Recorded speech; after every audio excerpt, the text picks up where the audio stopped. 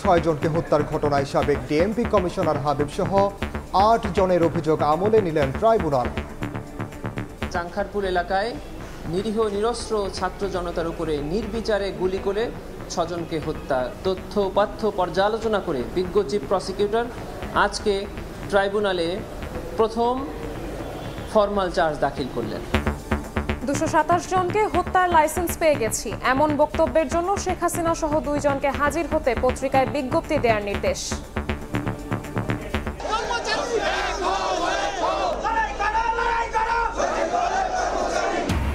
সচিবালয়ে কর্মকর্তা কর্মচারীদের বিক্ষোভ, কালো আইন অভিহিত করে সরকারি চাকরি অধ্যাদেশ প্রত্যাহারের দাবি, না মানলে কাল থেকে কার্যক্রম বন্ধ রাখার হুঁশিয়ারি। অন্য সরকারের চেয়ে বেশি ম্যান্ডেট আছে ডক্টর ইউনূস সরকারের, শুধু নির্বাচন দিয়ে চলে যেতে দায়িত্ব নেননি বললেন প্রেস সচিব। কাউকে দেয়া হচ্ছে না চট্টগ্রাম বন্দর। সরকারি পৃষ্ঠপোষকতায় দল গঠনকারীরা চিহ্নিত, জনগণের কাতারে আসার আহ্বান বিএনপি নেতাদের।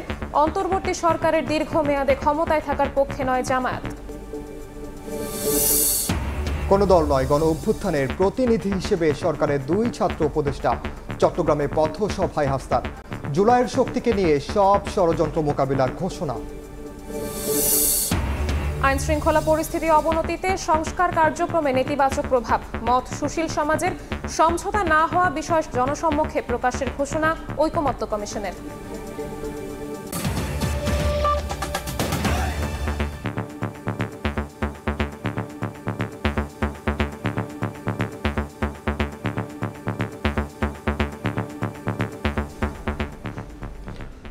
পাঁচ আগস্ট চানখারপুলে 6 জনকে হত্যার ঘটনায় মানবতা বিরোধী অপরাধের মামলায় সাবেক ডিএমপি কমিশনার হাবিবুর রহমান সহ 8 জনের বিরুদ্ধে আনুষ্ঠানিক অভিযোগ আমলে নিয়েছেন আন্তর্জাতিক অপরাধ ট্রাইব্যুনাল।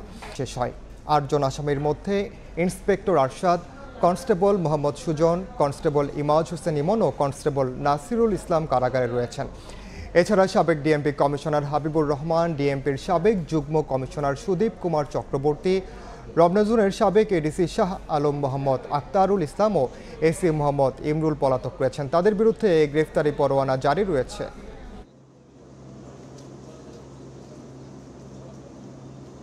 এখানে একটি অভিযোগই আনা হয়েছে, সেটি হলো 5 আগস্ট দুপুরে চাংখারপুল এলাকায় নিরীহ নিরস্ত্র ছাত্র জনতার উপরে নির্বিচারে গুলি করে 6 জনকে হত্যা করা মাধ্যমে মানবতা বিরোধী অপরাধ। তথ্য উপাত্ত পর্যালোচনা করে বিজ্ঞ চিফ প্রসিকিউটর আজকে ট্রাইব্যুনালে প্রথম ফরমাল চার্জ দাখিল করলেন। এই মুহূর্তে আন্তর্জাতিক অপরাধ ট্রাইব্যুনালে আছেন সহকর্মী আফজাল হোসেন, সরাসরি যাচ্ছি তার কাছে। জুলাই আগস্টের মানবতা বিরোধী অপরাধের প্রথম মামলা হিসেবে চাংখারপুলে যে 6 জনকে হত্যা করা হয়েছিল 5 আগস্ট, শেখ হাসিনা পদত্যাগ করে ভারতে পালিয়ে যাওয়ার ঠিক কয়েক ঘন্টা আগে চাংখারপুলে 6 জনকে হত্যা করা হয়। এই মামলার মধ্য দিয়ে আজকে আন্তর্জাতিক অপরাধ ট্রাইব্যুনালে আনুষ্ঠানিক বিচারিক প্রক্রিয়া শুরু হলো এবং এরই মধ্যে আনুষ্ঠানিক অভিযোগ দাখিলের পরে আন্তর্জাতিক অপরাধ ট্রাইব্যুনাল সেটি আমলে নিয়েছেন এবং আমলে নিয়ে একটি দিন ধার্য করেছেন। এরপরে হচ্ছে অভিযোগ গঠন শুনানি হবে। শুনানির পরে বিচারক চাইলে যদি অভিযোগ গঠন করেন তাহলে আনুষ্ঠানিকভাবে বিচার শুরু হবে। আমরা চিফ প্রসিকিউটরের কথা বলছেন, আমরা সরাসরি চিফ প্রসিকিউটরের বক্তব্যে চলে যেতে চাই। প্রিয় সাংবাদিক বন্ধুগণ, আজকে আপনাদের সামনে আমরা উপস্থিত হয়েছি যে জুলাই বিপ্লবের পরবর্তী পুনর্গঠিত যে ট্রাইব্যুনাল, সেই ট্রাইব্যুনালে আজকে প্রথম জুলাই আগস্টে সংগঠিত মানবতা বিরোধী অপরাধের একটি মামলার আনুষ্ঠানিক বিচার প্রক্রিয়া শুরু হলো। আমরা সেই মামলায় ফরমাল চার্জ করেছি। এই ঘটনায় অনেক পুলিশ হয়তো জড়িত ছিল, সবাইকে কিন্তু আমরা আসামি শ্রেণীভুক্ত করি নাই। এটার যুক্তি হচ্ছে যে যারা সরাসরি চাইনিজ রাইফেল ব্যবহার করে মানুষকে হত্যা করেছে, ভিডিও ফুটেজে যাদেরকে আইডেন্টিফাই করা গেছে তাদেরকে আমরা বিচারের জন্য সোপর্দ করেছি। পাশাপাশি তাদের যারা সুপিরিয়র কমান্ডার ছিল, অর্থাৎ ঢাকা মহানগরীর পুলিশ কমিশনার হাবিবুর রহমান, সুদীপ কুমার এবং ইমরুল, এই সমস্ত যারা সরাসরি নির্দেশ দিয়ে মানুষকে হত্যা করেছিলেন, যারা উপস্থিত থেকে নির্দেশনা দিয়েছেন, যারা পাশে থেকে ফ্যাসিলিটেট করেছেন, এই সমস্ত লোকদেরকে আমরা বিচারের জন্য আজকে সোপর্দ করেছি। এই মামলাতে বিভিন্ন ডকুমেন্ট আমরা দাখিল করেছি। শেখ হাসিনার পক্ষ থেকে যে নির্দেশনা দেওয়া হয়েছিল লিথাল ওয়েপন ব্যবহারের, সেই ভয়েস শেখ হাসিনা বিভিন্ন ব্যক্তির সাথে কনভারসেশনের মাধ্যমে যে শক্তি প্রয়োগ, লিথাল ওয়েপন ব্যবহার করে বিক্ষোভকারীদেরকে হত্যা করার যে নির্দেশ দিয়েছিলেন, সেগুলো আমরা এখানে দাখিল করেছি। কিন্তু তাকে এই মামলাতে সরাসরি আসামি করা হয়নি, কারণ তার বিরুদ্ধে সেপারেটভাবে চার্জশিট দাখিল হয়েছে এবং সেখানে তার বিরুদ্ধে আলাদাভাবেই আনুষ্ঠানিক অভিযোগ অর্থাৎ ফর্মাল চার্জ দাখিল করা হবে। এটা ছিল আজকের প্রসিডিংস। এর বাইরে শেখ হাসিনা এবং শাকিল আহমেদ নামে আওয়ামী লীগের গাইবান্ধার যে নেতা, যাদের মধ্যে টেলিফোন কনভারসেশনের মাধ্যমে শেখ হাসিনা বাংলাদেশে সমস্ত এই জুলাই বিপ্লবের যারা মামলা করেছেন, যারা মামলার বাদী হয়েছেন, সাক্ষী হয়েছেন, তাদের বাড়িঘর জ্বালিয়ে দেওয়া এবং তাদেরকে হত্যা করার যে নির্দেশনা দিয়েছিলেন, সেই টেলিফোনিক কনভারসেশনটা ভিত্তিতে একটা কন্টেম্পট প্রসিডিংস তার বিরুদ্ধে ড্র হয়েছিল। আজকে সেই কন্টেম্পট প্রসিডিংসেরও ফার্দার শুনানি ছিল। সেটা শুনানি অন্তে আগামী ৩রা জুন এটার পরবর্তী আদেশের জন্য ধার্য করা হয়েছে। যে কন্টেম্পট প্রসিডিংসে সাধারণত নোটিশ জারি হওয়ার পরে পত্রিকাতে বিজ্ঞপ্তি দেওয়ার প্রয়োজন হয় না, কিন্তু স্বচ্ছতার স্বার্থে, আন্তর্জাতিক মানদণ্ড রক্ষা করার স্বার্থে কেউ যাতে প্রশ্ন তুলতে না পারেন, সে কারণেই এই আসামিদেরকে কন্টেম্পট প্রসিডিংসে হাজির হওয়ার ব্যাপারে পত্রপত্রিকায়, দুটো বহুল প্রচালিত পত্রিকায় বিজ্ঞপ্তি দিয়ে তাদেরকে আদালতে হাজির হওয়ার জন্য নির্দেশ যেটা দিয়েছেন, সেটার নোটিফিকেশন আকারে পত্রিকা ছাপার নির্দেশ দিয়েছেন। সেটাও আগামী 3 তারিখে ফার্দার আদেশের জন্য আসবে এবং সেদিন যদি তারা হাজির না হন, তাদের আইনজীবীর মাধ্যমেও যদি জবাব না দেন, তাহলে আদালত এই ব্যাপারে পরবর্তী আদেশ প্রদান করবেন। আপনি জুলাই আগস্টের গণহত্যা নিয়ে কিছু কথা বলছেন এবং আওয়ামী লীগের সামগ্রিক 16 বছরের নৃশংসতার ইতিহাস সেটা তুলে ধরেছেন, কি বলতে চেয়েছিলেন? আমরা যেটা বলেছি, আওয়ামী লীগের জন্ম থেকে শুরু করে যতদিন তারা বাংলাদেশের শাসন ক্ষমতায় ছিলেন, তাদের পুরো কর্মকাণ্ডের পেছনের ইতিহাসটা তুলে ধরা হয়েছে। প্রথম শাসন আমলে অর্থাৎ 71 সালের পরবর্তী 72 থেকে 75 সময় পর্যন্ত আওয়ামী লীগ বাংলাদেশে যে কর্মকাণ্ডগুলো করেছে, গণতন্ত্রকে হত্যা করা, একদলীয় শাসন কায়েম করা, নির্বাচন ব্যবস্থাকে সেই সময় 72-73 সালের নির্বাচন ব্যবস্থাকে কীভাবে ধ্বংস করেছিল, কীভাবে 30,000 জাসদ কর্মীকে রক্ষী বাহিনী গঠনের মাধ্যমে হত্যা করা হয়েছিল, সেই সময়ে মুজিব বাহিনী, রক্ষী বাহিনী কীভাবে একটা আতঙ্কে পরিণত হয়েছিল, এই ইতিহাস আমরা তুলে ধরেছি। দ্বিতীয় পর্যায়ে এসে 2009 থেকে 2024 পর্যন্ত সময়ে আওয়ামী লীগ কীভাবে ক্রমান্বয়ে একটার পর একটা রাষ্ট্রীয় প্রতিষ্ঠানকে ধ্বংস করেছে, বিচার ব্যবস্থাকে ধ্বংস করা, নির্বাচন ব্যবস্থাকে ধ্বংস করা, অর্থ ব্যবস্থাকে ধ্বংস করা, দুর্নীতিটাকে প্রাতিষ্ঠানিক রূপ দেয়া, গুম খুনকে একটা কালচারে পরিণত করা, মানুষের ভয়েসকে কিভাবে সাইলেন্ট করে দেওয়া যায় সেটার জন্য গুম খুন, ডিজিটাল নিরাপত্তা আইনকে কিভাবে ব্যবহার করা হয়েছে, প্রতিরক্ষার দিক থেকে বাংলাদেশে ধ্বংস করার জন্য পিলখানা হত্যাকাণ্ডের মাধ্যমে সেনাবাহিনীর চৌকস অফিসারদেরকে হত্যা করা এবং প্রতিরক্ষা বাহিনীর মেরুদণ্ডকে ভেঙে দেওয়া, ধর্মীয় মূল্যবোধে বিশ্বাসী লোকেরা যাতে ভয়েস রেজ করতে না পারে শাপলা চত্বরের গণহত্যার মাধ্যমে তাদেরকে সাইলেন্ট করেছে। এইভাবে এই পেছনের ভূমিকাটা তুলে আনা হয়েছে এই মামলাতে। মান হিসাবে ডিজিটাল যত এভিডেন্স আছে, video footage, audio footage, documentary evidence, জাতীয় আন্তর্জাতিক সংস্থার বিভিন্ন ডকুমেন্টারি রিপোর্ট, সব কিছু এবং যারা প্রত্যক্ষদর্শী, যারা ভিকটিম, তাদের বক্তব্য, তাদের জবানবন্দি, তাদের শরীর থেকে রক্ষিত বুলেট, সব কিছুকেই আলামত হিসাবে এখানে আনা হয়েছে। অর্থাৎ ক্রাইমস অ্যাগেনস্ট হিউম্যানিটির অভিযোগ প্রমাণ করার জন্য জাতীয় ও আন্তর্জাতিক স্ট্যান্ডার্ডে যত প্রমাণ প্রয়োজন এবং যে প্রমাণগুলোর মাধ্যমে অপরাধীদের অপরাধ প্রমাণ করতে যত স্ট্যান্ডার্ড দিয়ে বিচার করা হোক, যাতে কোনো স্ট্যান্ডার্ডেই এই বিচারটি ফেইল না করে, সেই মানের এভিডেন্স আমরা আদালতে দাখিল করেছি। আন্তর্জাতিক অপরাধ ট্রাইব্যুনালে ব্রিফ করছেন চিফ প্রসিকিউটর তাজুল ইসলাম। আমরা সরাসরি যুক্ত ছিলাম সেখানে। অন্য প্রসঙ্গ, সরকারি চাকরি সংশোধন অধ্যাদেশ 2025-এর খসড়া অনুমোদনের প্রতিবাদে সচিবালয়ে বিক্ষোভ মিছিল করেছে বাংলাদেশ সচিবালয় কর্মকর্তা কর্মচারী সংযুক্ত পরিষদ। তাদের দাবির প্রতি সমর্থন জানিয়েছে বৈষম্য বিরোধী কর্মচারী ঐক্য ফোরাম। এতে অধ্যাদেশকে কালো আইন উল্লেখ করে দ্রুত তা বাতিলের দাবি জানান আন্দোলনকারীরা। দাবি না মানলে কাল থেকে সচিবালয়ে কার্যক্রম বন্ধ রাখার হুঁশিয়ারি দেন কর্মকর্তা কর্মচারীরা। রোববার সকালে যার যার দপ্তর ছেড়ে কর্মকর্তা কর্মচারীরা বিক্ষোভ মিছিলে যোগ দেন।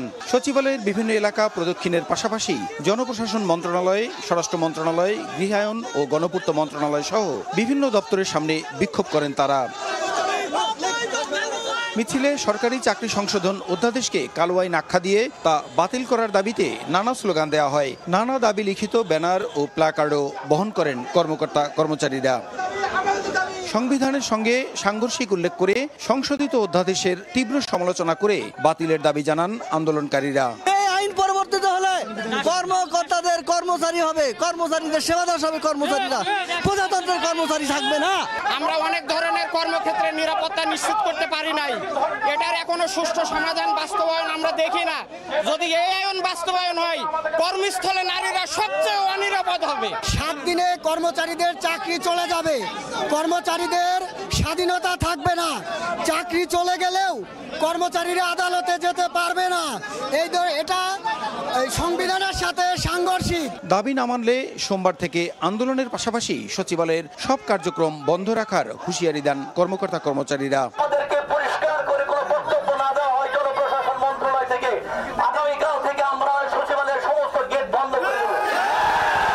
গত বৃহস্পতিবার উপদেষ্টা পরিষদের বৈঠকে সরকারি চাকরি আইন 2018 সংশোধন করে সরকারি চাকরি সংশোধন অধ্যাদেশ 2025-এর খসড়ার অনুমোদন দেওয়া হয়। এতে বিভিন্ন কারণে সরকারি কর্মকর্তা কর্মচারীদের বিরুদ্ধে শাস্তি ও তাদেরকে সহজেই চাকরি থেকে বরখাস্ত করার বিধান যুক্ত করা হয়েছে বলে জানান কর্মকর্তা কর্মচারীরা।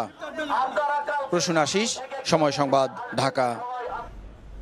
ডক্টর ইউনূসের অন্তর্বর্তী সরকার অন্যান্য তত্ত্বাবধায়ক সরকারের মতো নয় যে শুধু নির্বাচন দিয়ে চলে যাবে, বরং অন্য সরকারের চেয়ে বেশি ম্যান্ডেট আছে ডক্টর ইউনূস সরকারের। রাজধানীতে এক অনুষ্ঠানে এই মন্তব্য করেন প্রধান উপদেষ্টার প্রেস সচিব শফিকুল আলম। তিনি আরও জানান, বিদেশিদের হাতে ছেড়ে দেওয়া হচ্ছে না চট্টগ্রাম বন্দর। শেয়ার বাজারকে বিশ্বমানের গড়ে তুলতে সংস্কার করা হবে বলেও জানান তিনি।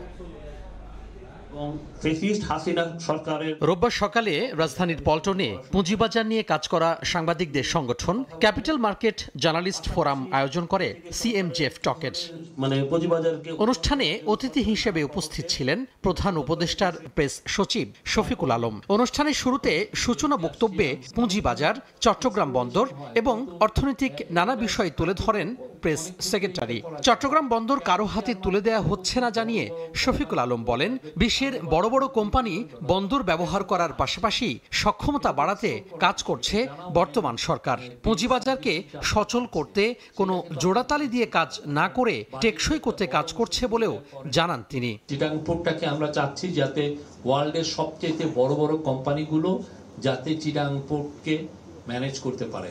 টার্মিনাল ম্যান আমরা চিটাং পোর্টকে কাউকে দিচ্ছি না।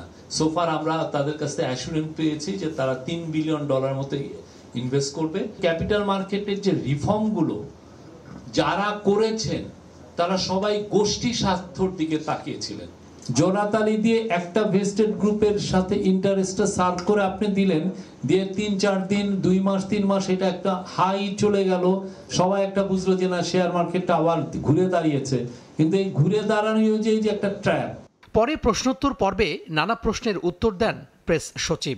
ডক্টর ইউনূস এক কথার মানুষ উল্লেখ করে শফিকুল বলেন, 26 সালের জুনের মধ্যেই নির্বাচন অনুষ্ঠিত হবে। অন্য সরকারের চেয়ে বেশি ম্যান্ডেট ডক্টর ইউনূস সরকারের আছে বলেও এ সময় মন্তব্য করেন তিনি। তারা একটা ব্রড একটা ম্যান্ডেট নিয়ে এসেছেন। এটা এসে আগেকার সময়ের যে ক্যাটেকার গভর্নমেন্টের ম্যান্ডেটের মতো না। 3টা কাজ, একটা হচ্ছে সংস্কার মানে রিফর্ম, নির্বাচন, আর একটা হচ্ছে বিচার। ইলেকশন নিয়েও ধোঁয়াশার কিছু নাই।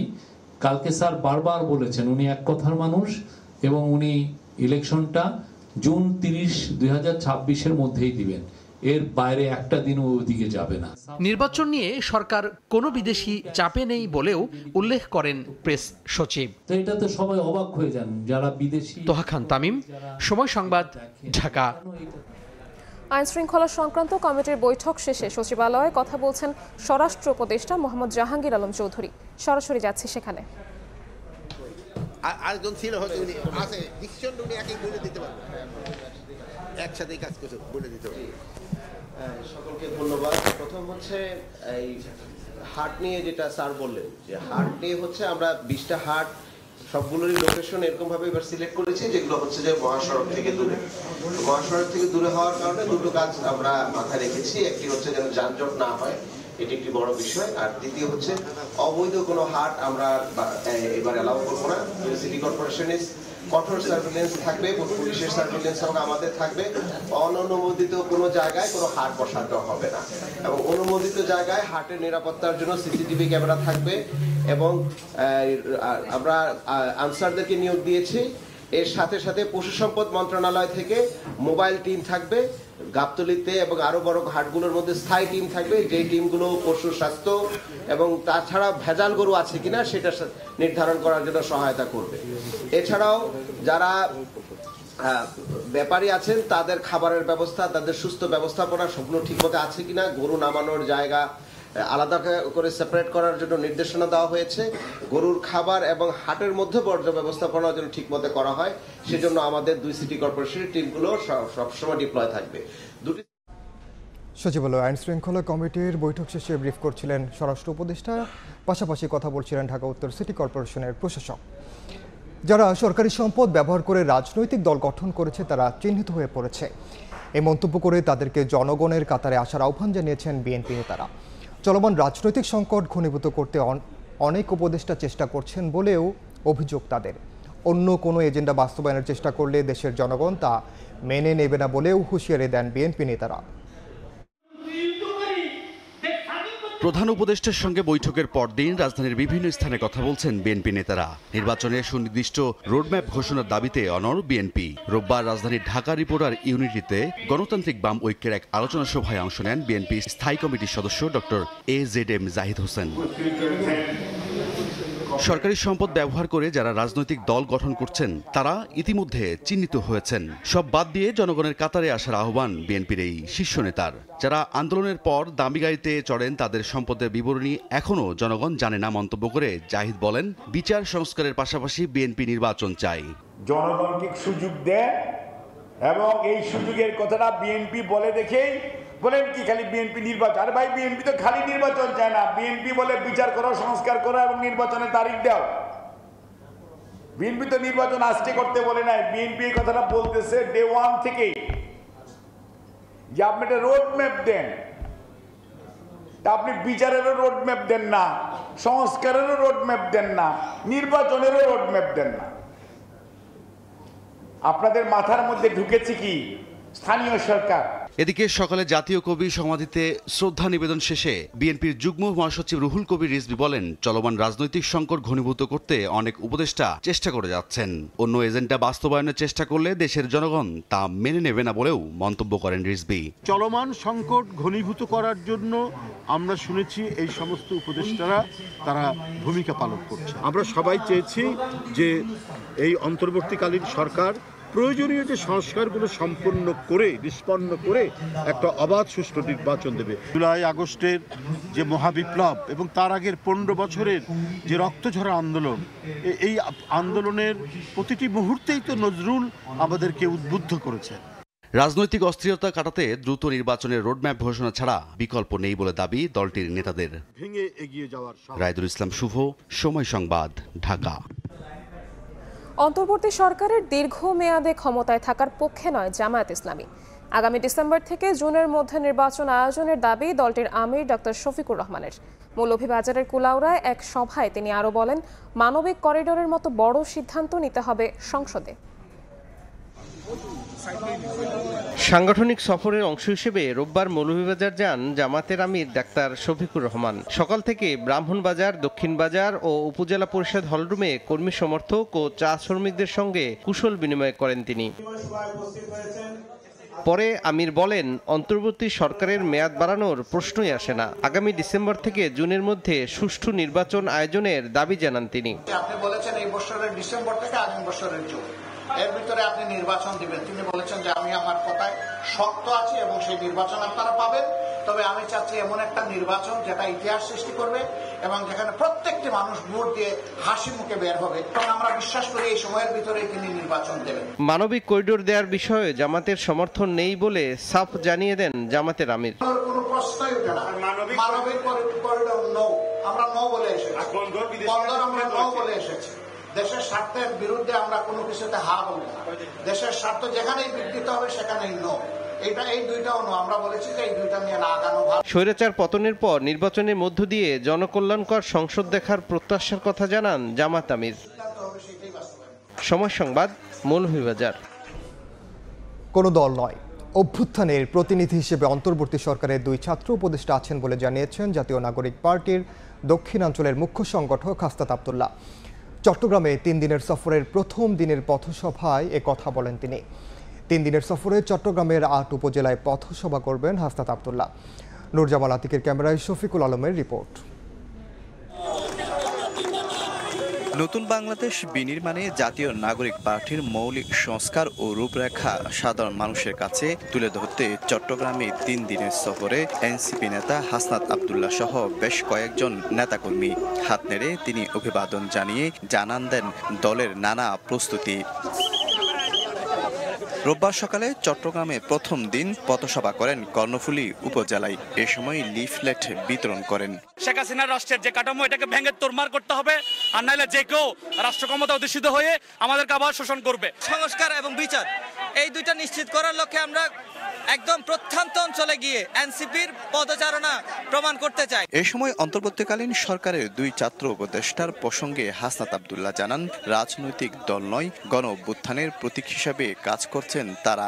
এনসিপির প্রতিনিধি হিসাবে তারা এই সরকারে নেই, বরং হচ্ছে এই গণ অভ্যুত্থানের সবার প্রতিনিধি হিসেবে তারা এই অন্তর্বর্তীকালীন সরকারের প্রতিনিধিত্ব করছে। এদিকে সুচিকিৎসার কথা উল্লেখ করে এনসিপি নেতা ডাক্তার তাসনিম জারা বলেন, জনগণের ক্ষমতা জনগণের হাতে ফিরিয়ে দেয় তাদের দলের মূল লক্ষ্য।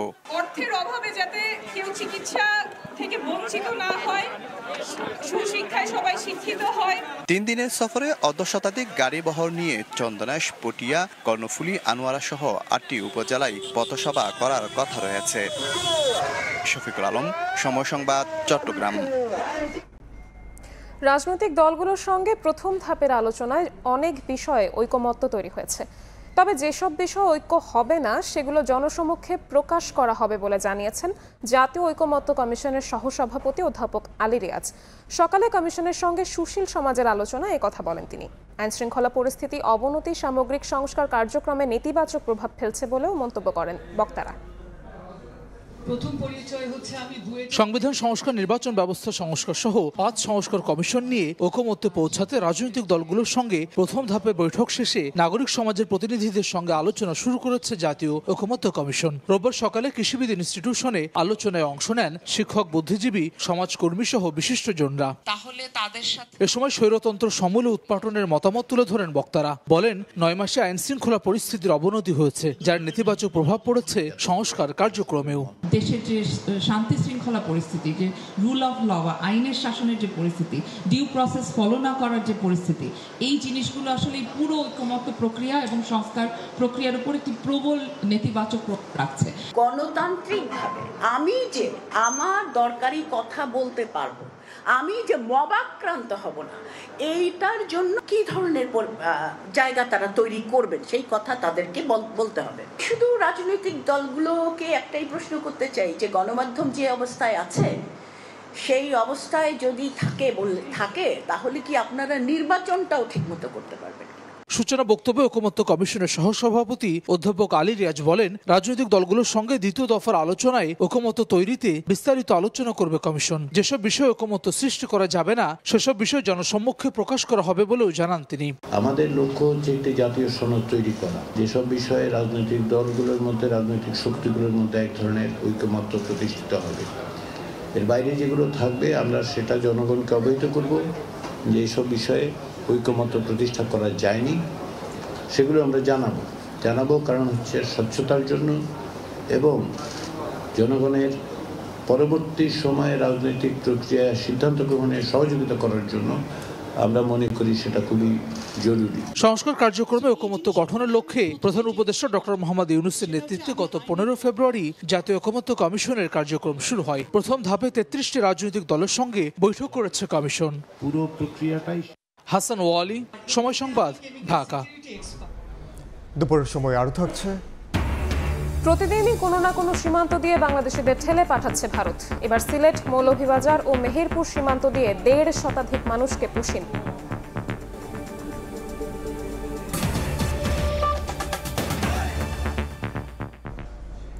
প্রতিদিনই যাত্রী চাপে নাজেহাল দশা মেট্রো রেলে। কথা ছিল মেট্রো চলবে 8 বগি নিয়ে, কিন্তু উদ্বোধনের পর থেকে 6টি বগি নিয়েই চলছে নগরের প্রথম এই উড়াল রেল। শুরু থেকেই যাত্রীরা বগির সংখ্যা বাড়ানোর দাবি করলেও কর্তৃপক্ষ বলছে বগি বৃদ্ধিতে সময় লাগবে আরও অন্তত 1 বছর। নুরুল আলম নয়ন ও মোবারক হোসেন শুভর ছবিতে মনির হোসেনের রিপোর্ট। যানজটের নগরীতে স্বস্তির বাহন হয়ে আসে মেট্রো রেল। কম সময়ে গন্তব্যে পৌঁছানো, নির্ধারিত সময়ে ট্রেন, প্রযুক্তি নির্ভর সুবিধা সব মিলিয়ে দেশের জন্য এক নতুন যোগাযোগ মাধ্যম। কিন্তু সেই সম্ভাবনা নিত্যদিন হোঁচট খাচ্ছে বাস্তবতার দেয়ালে। তীব্র যানজট আর অসহ্য হর্নের তিক্ততা ভেঙে স্বস্তি এবং গতির বার্তা হয়ে এসেছে এই মেট্রো রেল। এই স্বপ্ন যাত্রায় ব্যস্ত নগরীতে ছুটে চলা মানুষের ভোগান্তি কমলেও এখনো রয়ে গেছে বাস্তবতার কাঁটা। অল্প সময়ে গন্তব্যে পৌঁছাতে দীর্ঘ লাইন আর দম বন্ধ হওয়া ভিড়ে লড়তে হচ্ছে প্রতিনিয়ত। সবগুলো কাউন্টারে দীর্ঘ লাইন, ট্রেনের জন্য অপেক্ষা, সবশেষে গাদাগাদি করে যাত্রা। এসবই এখন মেট্রো রেলের নিয়মিত চিত্র।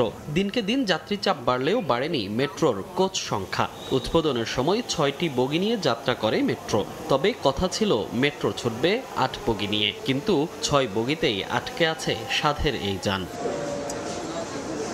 যাত্রীদের দাবি, ট্রেন কিংবা কোচ সংখ্যা বাড়ালে আরও স্বস্তিতে যাতায়াত করতে পারবেন তারা। পাশাপাশি নানা কারণে মাঝে মাঝেই ট্রেন বিকলের যে ঘটনাগুলো ঘটছে তাও দূর করতে কার্যকর ব্যবস্থা চান যাত্রীরা। অনেক সময় মানুষের নামতে পারে না, অনেক সময় উঠতে পারে না। বগির সংখ্যা যদি একটু বাড়ানো হতো তাহলে ভিড়টাও কমে যেত। ভোগান্তি কমাতে কি চিন্তা রয়েছে মেট্রো রেল কর্তৃপক্ষের? আদৌ কি বাড়বে কোচ কিংবা ট্রেনের সংখ্যা? আমরা 8টা কোচ করব। এটা করার জন্য যে একটা ইঞ্জিনিয়ারিং টেকনিক্যাল ফিজিবিলিটি লাগবে, একটা ইঞ্জিনিয়ারিং ডিজাইনও চেঞ্জ করতে হবে, কিছু সিগন্যালিং জিনিস চেঞ্জ করতে হবে, তারপর কনস্ট্রাকশনে কিছু লাগবে। এটা 1 থেকে 1.5 বছর লাগবে। It is not that easy, straight forward কিছু না।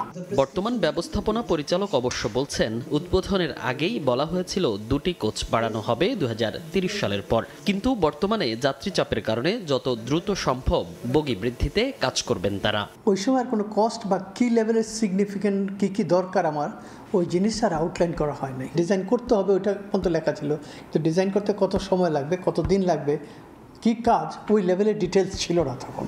2022 সালের 28 ডিসেম্বর উদ্বোধন করা হয় মেট্রো রেলের উত্তরা থেকে আগারগাঁও অংশ। পরের বছরের 4 নভেম্বর উদ্বোধন করা হয় আগারগাঁও থেকে মতিঝিল অংশ। আর মতিঝিল থেকে কমলাপুর অংশের কাজ এখনও চলমান রয়েছে। মনির হোসেন, সময় সংবাদ, ঢাকা। আবারও সীমান্ত দিয়ে পুশিং করল ভারতীয় সীমান্তরক্ষী বাহিনী। এবার সিলেট, মৌলভীবাজার ও মেহেরপুরের বিভিন্ন সীমান্ত দিয়ে 172 জনকে জোর করে বাংলাদেশে ঠেলে দিয়েছে বিএসএফ। শনিবার গভীর রাত থেকে রোববার সকাল 8টা পর্যন্ত সিলেটের বিয়ানীবাজার উপজেলার 9 গ্রাম সীমান্ত দিয়ে 32 জন, মৌলভীবাজারের বড়লেখা উপজেলার পাল্লাথল সীমান্ত দিয়ে 42 জন এবং শাহবাজপুর সীমান্ত দিয়ে 79 জনকে বাংলাদেশে পাঠানো হয়। এছাড়া ভোরে মেহেরপুরের মুজিবনগর উপজেলার সোনাপুর সীমান্ত দিয়ে 19 জনকে পুশিং করেছে বিএসএফ। খবর পেয়ে তাদের আটক করে পুলিশ। পরিচয় শনাক্তের কাজ চলছে বলে জানিয়েছে বিজেপি।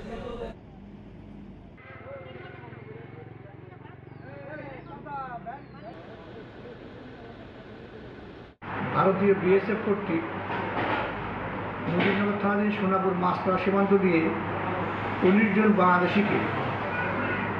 বাংলাদেশিদের ছেড়ে দেয়। এদের গন্তব্যে যাওয়ার জন্য কেদারগঞ্জ বাজারে বিআরটিসি বাস কাউন্টারে অবস্থান করার সময় আমরা গোপন সংবাদে জানতে পেরে এদেরকে আটক করে থানায় নিয়ে আসি। এবার বাণিজ্যের সংবাদ।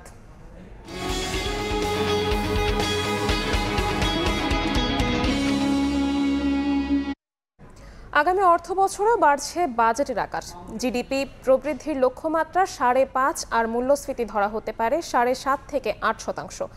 এমন পূর্বাভাস দিয়েছেন অর্থ উপদেষ্টা। জানিয়েছেন, উন্নয়নের সুফল যেন সমহারে সকলের কাছে পৌঁছায়, সেই দর্শনকে সামনে রেখেই বাস্তবায়নযোগ্য বাজেট দিতে যাচ্ছে অন্তর্বর্তী সরকার। কামরুল হাসান সবুজের রিপোর্ট।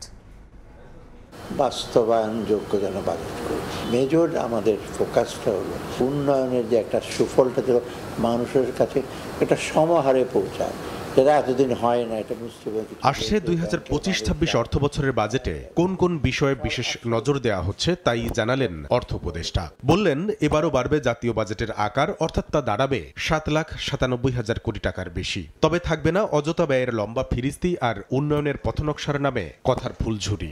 একেবারে তো গত মতো রাখা যাবে না, কিন্তু 1 টাকা হলেও তো বাড়াতে হবে না, তো সেম বাজেটে দিয়ে দিচ্ছেন, তো অতএব কিছুটা বাড়বে, বাট খুব বিরাট বিশাল উন্নয়নের ধারায় দেশের মোট দেশজ উৎপাদন কেমন হারে বাড়বে আগামী অর্থ বছর, এমন প্রশ্নে জানান জিডিপি প্রবৃদ্ধি ধরা হতে পারে 5.5%, যা 6.8% ধরা হয়েছিল চলতি অর্থ বছরের বাজেট ঘোষণায়। মূল্যস্ফীতি নিয়ন্ত্রণ নিয়েও নেই উচ্চাকাঙ্ক্ষা, 7.5 থেকে 8% রাখতে চান মূল্যস্ফীতির লক্ষ্যমাত্রা। চলতি অর্থ বছরের বাজেটে যা ধরা হয়েছিল 6.5%।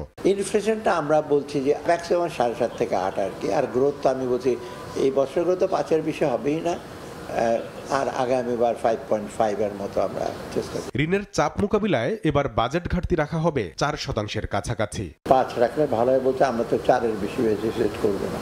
জিডিপি প্রবৃদ্ধির লক্ষ্যমাত্রাকে বাস্তব ভিত্তিক বললেও মূল্যস্ফীতি নিয়ন্ত্রণকে বড় চ্যালেঞ্জ হিসেবে দেখছেন অর্থনীতিবিদরা। ভর্তুকিতে লাগাম টানা আর এখনো কোন কোন খাতে উচ্চ ব্যয়ের প্রয়োজন হচ্ছে তা সামনে আনারও তাগিদ দিচ্ছেন তারা। আগামী অর্থ বছরের জন্য 5.5% প্রবৃদ্ধি এবং 7.5 থেকে 8%-এর মধ্যে মূল্যস্ফীতি ধরে রাখা, সেগুলো আমাদের কাছে মনে হয় যে এক ধরনের যৌক্তিক। একই সাথে ভর্তুকি কিভাবে সমন্বয় করছেন সেই বিষয়গুলো দেখবার বিষয় রয়েছে। কোন কোন খাতে সরকারের এখনো উচ্চ ব্যয় দরকার হচ্ছে এবং সেটা কি কারণে, সেটাও এক্ষেত্রে গুরুত্বপূর্ণ। আগামী 2 জুন বিকেল 3টায় বিটিভিতে বাজেটের আদ্যোপান্ত তুলে ধরবেন অর্থ উপদেষ্টা। কামরুল হাসান সবুজ, সময় সংবাদ, ঢাকা। জমে উঠছে কোরবানির পশুর হাটের বেচাকেনা। এই মুহূর্তে রাজশাহী সিটি হাটে আছেন সহকর্মী সাইফুর রহমান রকি, সরাসরি যাচ্ছি তার কাছে। ঈদুল আজহাকে সামনে রেখে রাজশাহীতে জমে উঠতে শুরু করেছে কোরবানির পশুর হাট। আমরা রাজশাহীর সিটি হাটে আছি। এই হাটকে বলা হয় উত্তরবঙ্গের মধ্যে অন্যতম একটি কোরবানির পশুর একটি সবচেয়ে বড় হাট। এই হাটে এবার প্রায় প্রতি হাটে প্রায় 3 থেকে 4 হাজার কোরবানির পশু উঠছে। তবে এখনও যে কাঙ্ক্ষিত বেচা কেনা সেটি শুরু হয়নি, এমনটি বলছেন বিক্রেতারা। তারা যেটি বলছেন যে এখনও হাটে ব্যাপারীর সংখ্যায় বেশি। আশেপাশের যেসব ক্রেতা কোরবানির উদ্দেশ্যে গরু কিনবেন তারা আসলে কোরবানির একেবারে শেষ ভাগে এসে কোরবানির পশু কিনে থাকেন, যে কারণে এখনও কিন্তু হাটে সে পরিমাণ ক্রেতা সমাগম নেই, যে কারণে বেচা কেনাও সেই অর্থে নেই, এমনটাই আসলে বিক্রেতাদের পক্ষ থেকে বলা হচ্ছে। আপনাদের জানিয়ে রাখি, রাজশাহীতে এবার 3,81,829টি কোরবানির পশুর চাহিদার বিপরীতে এবার কিন্তু 4,73,040টি কোরবানির পশু এখানে প্রস্তুত রয়েছে এবং এখানে উদ্বৃত্ত কোরবানির পশু রয়েছে 91,211টি। এই উদ্বৃত্ত যে কোরবানির পশু সেটি এই অঞ্চলের চাহিদা মিটিয়েও দেশের বিভিন্ন অঞ্চলে চলে যাবে এবং সেটি কিন্তু আমরা দেখতে পাচ্ছি। এখানে যেসব ব্যাপারীরা আসছেন তারা এই গরুর হাট থেকে গরু কেনে তারা কিন্তু এই বিভিন্ন যানবাহনে করে সেই গরুগুলো কিন্তু দেশের বিভিন্ন প্রান্তে নিয়ে যাচ্ছেন। সব মিলিয়ে যদি বলা চলে হাটে এখন কোরবানির পশু বিক্রি শুরু হয়েছে, তবে এখনও যে জমজমাট এখনও সেটি কিন্তু বলা যাবে না। তবে এখন যে গরুগুলো বিক্রি হচ্ছে সেই গরুগুলোর দাম পাচ্ছেন না বিক্রেতারা, এমনটি বলছেন।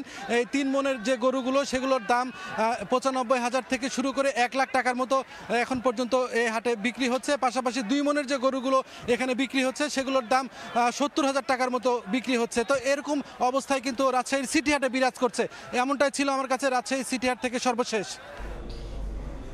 ছিলাম রাজশাহীতে। দেশের বাইরের খবর। ভারী বৃষ্টি, তীব্র ঝড় ও বজ্রপাতে বিপর্যস্ত পাকিস্তানের পাঞ্জাব প্রদেশ। এতে অন্তত 19 জন মারা গেছেন, আহত হয়েছেন আরও 92 জন। বৈরী আবহাওয়ার কবলে ভারতও। ভারী বৃষ্টিতে তলিয়ে গেছে নয়াদিল্লির রাস্তাঘাট।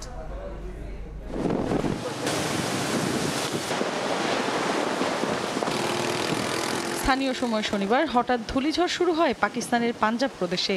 লাহোর, শিয়ালকোট, রাওয়ালপিন্ডি শহরে ঝড়ের তাণ্ডবে ঝাপসা হয়ে আসে বৃষ্টিসীমা। এদিন ভারী বৃষ্টি ও তীব্র ঝড়ে প্রাণ হারান বেশ কয়েকজন, আহত প্রায় 100। কর্তৃপক্ষ জানায় রাজধানী ইসলামাবাদে দমকা হাওয়ার সঙ্গে ভারী বৃষ্টিপাতের কারণে নিম্নাঞ্চলে সৃষ্টি হয়েছে জলাবদ্ধতা, উপড়ে গেছে গাছপালা। লাহোরে সোলার প্যানেলের ব্যাপক ক্ষয়ক্ষতিরও খবর পাওয়া গেছে। অনেক এলাকায় শিলাবৃষ্টিতে বিদ্যুৎ বিভ্রাট দেখা দেয়। বৈরী আবহাওয়ায় করাচি থেকে লাহোরগামী একটি বেসরকারি বিমান ভয়াবহ ঝড়ের কবলে পড়ে এবং জরুরি অবতরণে ব্যর্থ হয়ে করাচিতে ফিরে যায়। বৈরী আবহাওয়ার কবলে পড়েছে ভারতও।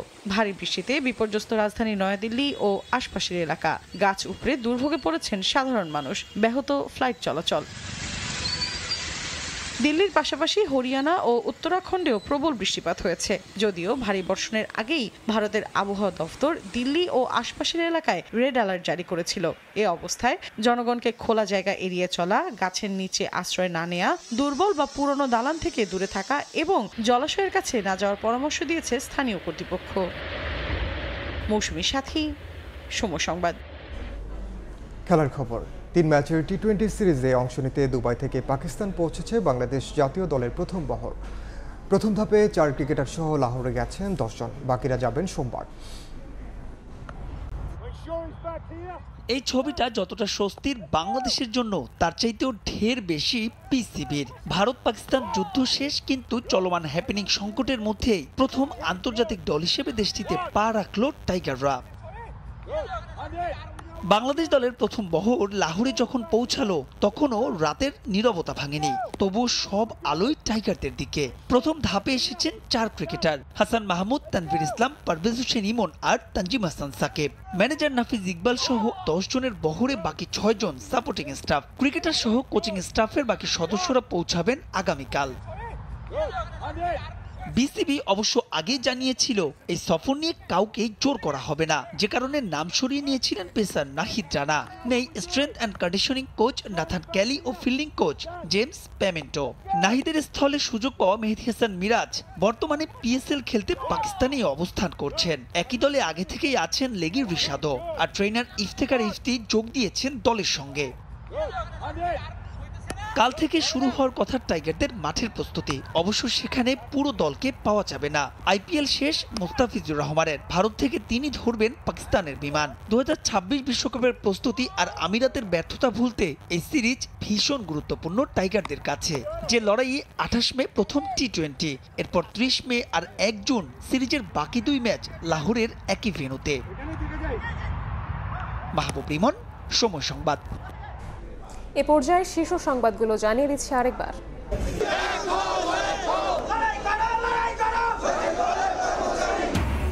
সচিবালয়ে কর্মকর্তা কর্মচারীদের বিক্ষোভ, কালো আইন অভিহিত করে সরকারি চাকরি অধ্যাদেশ প্রত্যাহারের দাবি, না মানলে কাল থেকে কার্যক্রম বন্ধ রাখার হুঁশিয়ারি। এবং অন্য তত্ত্বাবধায়ক সরকারের চেয়ে বেশি ম্যান্ডেট আছে ডক্টর ইউনূস সরকারের, শুধু নির্বাচন দিয়ে চলে যেতে দায়িত্ব নেননি বললেন প্রেস সচিব। কাউকে দেয়া হচ্ছে না বন্দর। এই ছিল দুপুরের সময়, সঙ্গে থাকুন সময়।